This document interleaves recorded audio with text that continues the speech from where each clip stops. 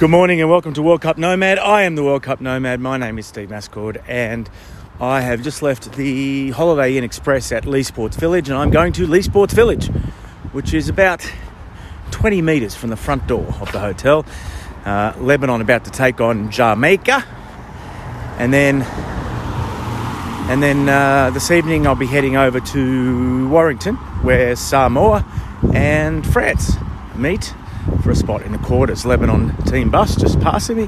I'm going to Morrison's first because I need deodorant and something else I've already forgotten. Oh, an energy drink of some sort, because I felt terrible last night and this morning. Absolutely appalling. Just 3 beers last night, but I'm just so fragile with all the travelling and lack of sleep. Anyway, I'm surprised how good I feel after half an hour on the treadmill. Just saw Sammy Ayub in the hotel, door open, and there he was standing, the great player agent. So expect to see a bit of him over the next few weeks. But the thing I'm realising about this World Cup is that I'm going to so many games, I'm not really getting to socialise, so I'm not really having that great experience of catching up with so many people. But anyway, maybe because then there's the women in the wheelchair, so it's back to every day. I don't really know if I'm going to go the distance. I don't know if I'm going to go to as many games as I currently plan to. It's just might be too much. But anyway, I'll be back when I'm inside the stadium, and I am 2 days behind in posting these podcasts, so I apologise for that. But I'm hoping to upload a couple before kickoff. I'm back. I'm in Warrington, and I'm heading to France v Samoa. I'm looking in front of me and behind me, and I cannot see another person in the street.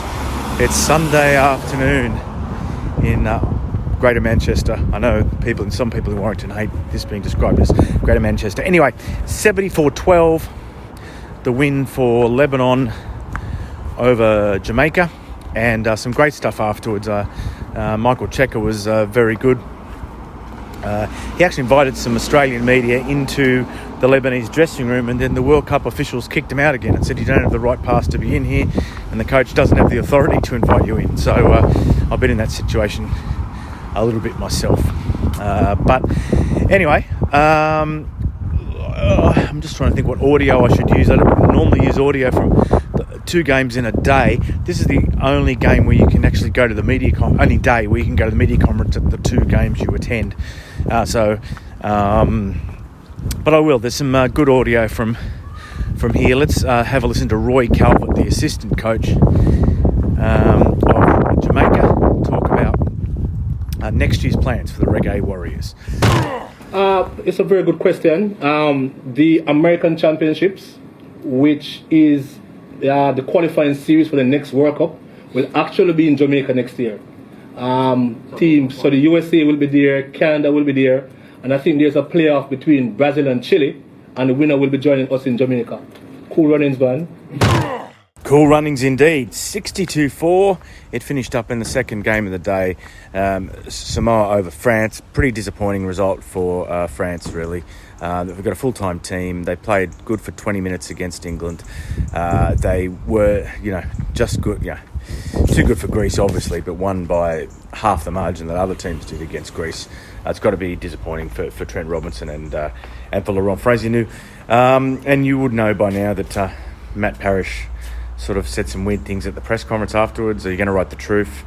I believe it was in reaction to a couple of stories. One was a story in Sydney about, bringing up Sonny Bill Williams and Andrew Johns coaching Samoa and sinking the boot in over their performance in Newcastle against England. The other one was a story about Willie Poaching showing up at training and reportedly offering to help and not really being made to feel welcome. And Matt took umbrage at those stories. He also said it was unfair to ask Junior Paolo to compare Origin to Samoa v Tonga, which is coming up this Sunday. It's not unfair. I mean, I think it's part of a sports writer's job to ask athletes to compare experiences. It's one of the most ever-present questions you'll get at any athlete interview. Anyway, so interesting night. That's the end of today's episode. Don't forget to follow us on Patreon, patreon.com/White Line Fever. Talk to you tomorrow.